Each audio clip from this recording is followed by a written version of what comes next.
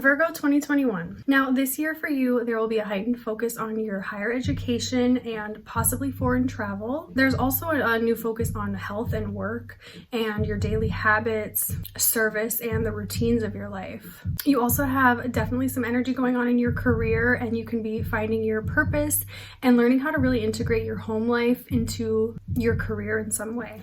Hi, I'm Desiree with theastrologyaddiction.com, and this reading is going to be for 2021 Virgo risings, but you can definitely listen to this if you're a Virgo sun or moon as well. I practice traditional Hellenistic astrology, and if you would like to book a reading with me, my link is in the description box. Please like this video, subscribe to my channel, and leave your feedback below for how 2020 has affected you as a Virgo and what your goals and ambitions are for 2021. Now, the main themes for the year is going to be the Saturn and Uranus square from Aquarius to Taurus, which is going to be happening, for everyone. It just affects each sign very differently. So for you particularly, this is going to be going on in your 9th house of Taurus, where Uranus is going to be and Mars will be at the beginning of the year, to your 6th house of Aquarius, which rules your health, your daily habits, service, routines, and the not so fun things of life, more challenging things, subordinates and employees that you might have.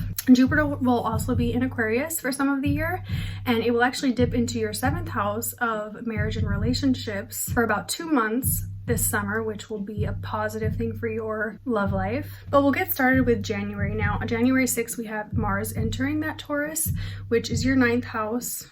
And it's going to be kind of a nice shift, I think, from being in Aries, which is your 8th house, which could have put some strain on you financially or maybe brought up some traumatic things over 2020. You could have had to deal with death, other people's money in some way, or even, issues with taxes possibly. So as Mars enters Taurus, it's activating this square to Saturn in Aquarius, and also it's going to be co-present with Uranus in Taurus. So there is some type of shift that you're experiencing that has to do with higher education, astrology, or maybe some foreign travel is starting to come up for you that you have to evaluate. There can definitely be some ongoing problems or issues throughout the year between, this area of life and that area of routine and work and service. It might even feel like when Mars is squaring Saturn on January 13th that there's kind of a sharp decision you have to make.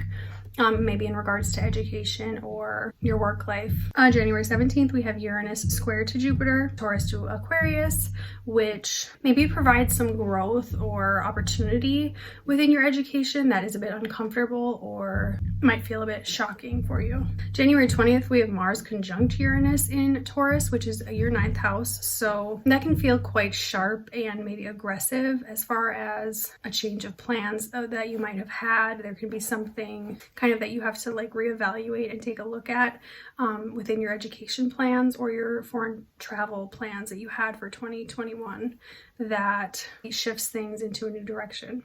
Now, February 1st, we have Venus entering Aquarius, which is your 6th house.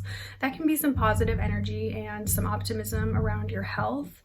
Maybe there is, a new health routine or, workout routine that you're wanting to start, or just some positive connections with the people you work with, possibly, or employees that you might have. Now, March 3rd of 2021, Mars is entering Gemini, which is your 10th house of career. So there can be a focus or somewhat heightened ambition and energy that you're focusing on your career, or maybe even a frustrating person that you have to deal with, that you work with, or your boss, or something going on in your public image that is really new and definitely taking a lot of energy out of you. Now, Venus enters Taurus on April 14th, and there will be a stellium going on in the sign of Taurus. That kind of shows that there's a new beginning starting for you with education or with something that you're learning about, something to do maybe with astrology, or even some travel plans that you have. There could be kind of a maybe opening or opportunity for you to enjoy some travel or, enjoy something in the physical world. Taurus is all about abundance and about maybe gardening or getting out in the world in a new way. Things could be kind of opening up, and you might be able to enjoy some travel or some connection in that way. Now, May 3rd and May 8th, we have Mercury first going into Gemini and then Venus going into Gemini, which is that 10th house for you. You could be starting to get maybe a career opportunity, a bonus. There might be something that you're getting recognized for at work, or just some positive energy within your public image. Now, May 13th, we have Jupiter entering your 7th house, which is your house of marriage and relationships, which is a great transit for you for expanding that area and, you know, possibly having some good fortune within your partnerships and relationships. And this is sort of a foreshadowing for 2022 because Jupiter is only going to be in Pisces until the end of July. It looks like July 29th, I believe. Jupiter goes retrograde back into Aquarius, which is your 6th house.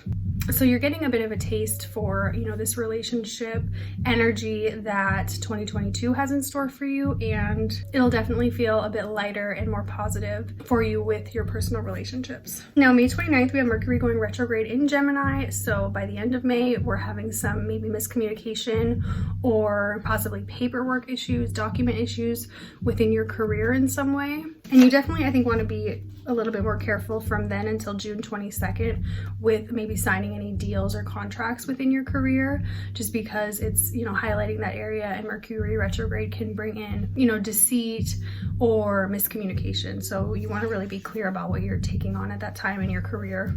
Now we have the annual solar eclipse on June 10th in Gemini, which is that 10th house for you. So career is really being focused again, and it's conjunct to the North Node, which is the purpose that we're all trying to go towards and where we are kind of hungry to learn more. So you're going to really be focusing on maybe finding a new job or changing career at that time. But you do definitely want to be more cautious because it's something where you maybe aren't seeing all the details or seeing everything as clear as you want to see it. There's still some things that are kind of hidden, but you might be really just ambitious and kind of hungry to get your career going or to make a change in your career. Now, June 14th, we have Saturn in Aquarius square Uranus and Taurus for the second time, which is activating that 6th house and your 9th house. So brings in another tension or decision maybe that you have to make around your higher education or maybe your health, employees. You know, that same theme that I mentioned before is kind of being triggered again.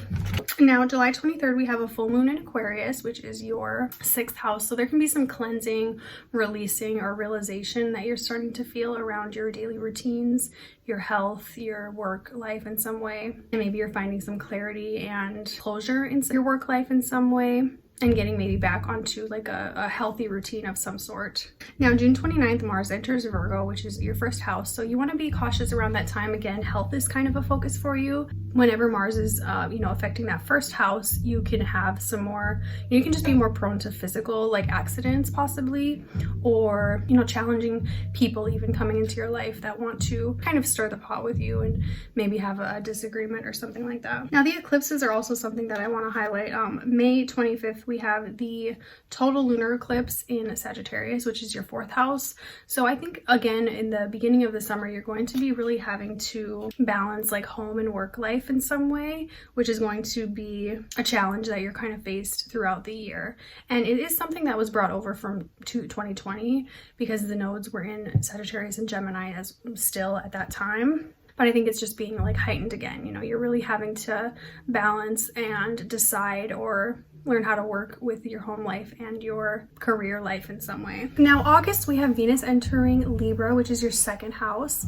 And this should bring in some abundance and some positivity with your assets and your income and resources. Maybe you are, you know, kind of finally accepting that job, or you're making that career change that you've been thinking about, and starting to have some peace, you know, fairness, and, you know, opportunity within your income. Now we'll have Venus in Libra trine to Saturn at 8 degrees of Aquarius. So this is again from that 2nd house to your 6th house. So the positive financial benefits that you might be, you know, experiencing, or, you know, opportunities might have to do with your work and your daily routine, your health, your employees. You know, there's something that you're starting to negotiate, or maybe a deal that you're coming to agreement about. We'll have Mercury on September 4th trine from Libra to Saturn in Aquarius, which again furthers that choice or decision, or, you know, some type of message that you receive that makes you want to proceed with some kind of deal that affects your finances or your work life. So really some good energy going on at the end of August and beginning of September. September 20th, we have a full moon in Pisces, which is that 7th house of relationships.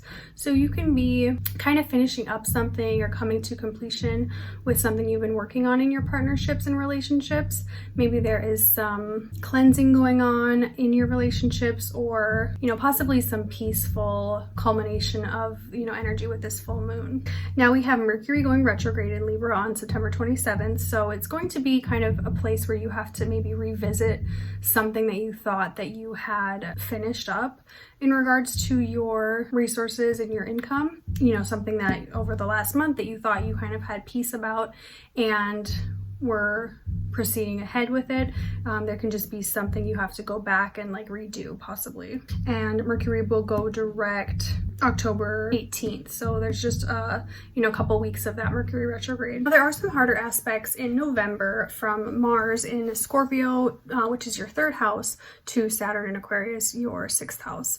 But you know, I don't really feel like this is going to be something that's going to cause too much turmoil for you unless you have any planets in the fixed signs like Scorpio, Leo, Aquarius, or Taurus, because that's really what is being activated, this T-square. But there can possibly be some arguments between like your siblings or neighbors that affect your daily habits, your routine, your work, your fitness routine, your health in some way, some kind of, you know, disagreement or argument on that level with people in your life. It could even be maybe something with your vehicle or transportation that brings up some drama. Now the sun enters Sagittarius on November 21st, and then Mercury will enter Sagittarius November 24th, which is your 4th house of home and family. And this is tied in kind of to the solar eclipse that's happening in Sagittarius, conjunct the south node. So these planets will, you know, all be in Sagittarius, causing some type of stir up and complication maybe for you within your home life. I could see it being like just something unseen that you're having to, you know, take a further look at and kind of focus on. Mars enters Sagittarius on December 13th, bringing in kind of further frustration. So maybe something going wrong with like a remodeling project, or, you know, an appliance in your house going kind of, you know, having an issue, people in your home causing you some frustration, and kind of again learning how to integrate your home life into that 10th house Gemini with which is your career in some way or another. So on December 19th, we have Venus retrograde in Capricorn conjunct Pluto. So this is kind of a binding aspect, and it's going on in your 5th house. So you can have some activity or potential, you know, highlighted focus on your children or a romance, maybe a new romantic partner, or something, you know, specific happening with your children that causes you to focus your attention on them more. And we end the year with the last Saturn and Uranus square, from Saturn in Aquarius to Uranus in Taurus, your 6th to 9th house again. So again, it's just bringing up that tension and this last final blow between decision maybe that you have to make about higher education, foreign travel, that relates to your work, your health, your daily routine in some way. We also have on December 28th, Jupiter entering Pisces, which is that start of your Jupiter in your 7th house of Pisces, and it's going to bring in some definitely positive things for 2022 for your relationships, marriage partnerships, and possibly business partnerships. So we're looking forward to that. And I hope you guys enjoyed this reading for Virgos 2021. If you are interested in booking a reading with me, my link is below. Please also leave your feedback below. And now on the screen, I'm going to have your Jupiter and Saturn conjunction, the great conjunction that just happened in your 6th house, Aquarius. So take a look at that video to see how that conjunction is going to be affecting you and the collective. Thanks again for watching. Have a great day. Bye. All the way.